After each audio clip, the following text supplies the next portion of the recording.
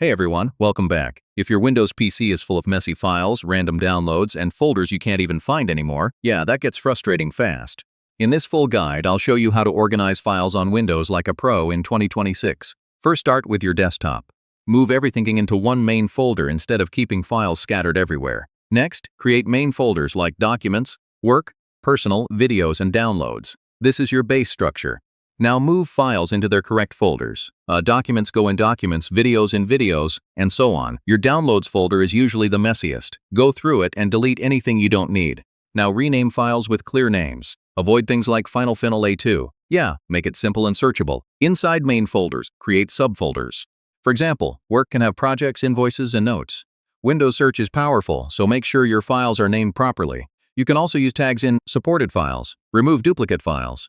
They waste space and make everything harder to manage. Back up important files using cloud storage like OneDrive or Google Drive. This keeps everything safe and accessible. Finally, do a quick cleanup every week. Just a few minutes is enough to keep your system organized, and that's it. Follow these steps and your Windows PC will stay clean, organized, and way easier to use.